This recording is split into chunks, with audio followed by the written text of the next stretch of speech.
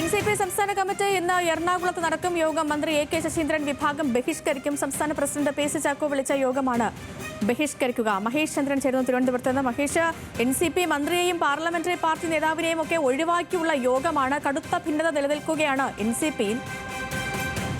എങ്ങനെയാണ് നിലവിലെ വിവരങ്ങൾ? സേതു, മുൻകൂറായിട്ട് വിളിച്ച യോഗമാണ്.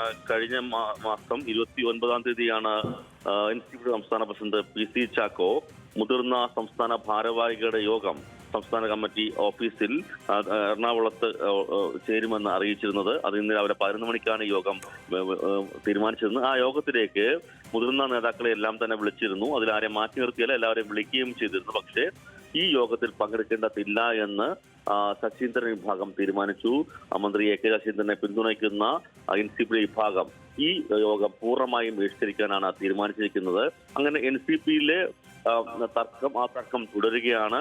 അത് വലിയ തലത്തിലേക്ക് മാറുന്നു എന്നതിന്റെ സൂചന കൂടിയായിട്ട് കാണണം. കാരണം മുൻകൂറായിട്ട് മുതിർന്ന സംസ്ഥാന ഭാരവാഹികളുടെ യോഗം വിളിച്ചിട്ട് ആ യോഗം പങ്കെടുക്കേണ്ടതില്ല എന്ന് ശശീന്ദ്രൻ വിഭാഗം ഒന്നടങ്കം തീരുമാനിച്ചിരിക്കുകയാണ്. ശശീന്ദ്രൻ അടക്കമുള്ള ആരും തന്നെ, അവരെ അനുകൂലിക്കുന്ന ആരും തന്നെ ഈ യോഗത്തിൽ പങ്കെടുക്കില്ല.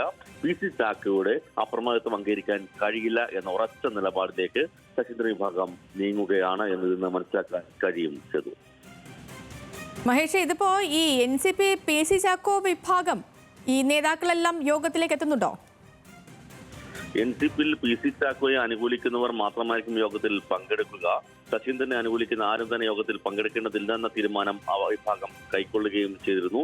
ഞാൻ മുമ്പ് പറഞ്ഞ പോലെ കഴിഞ്ഞ മാസമാണ് ഈ യോഗം, നേരത്തെ മുൻകൂർ അറിയിപ്പ് കൊടുത്തതാണ്. അതിലെല്ലാവരെയും മുതിർന്ന നേതാക്കൾക്കെല്ലാം തന്നെയും അറിയിപ്പ് കൊടുത്തു.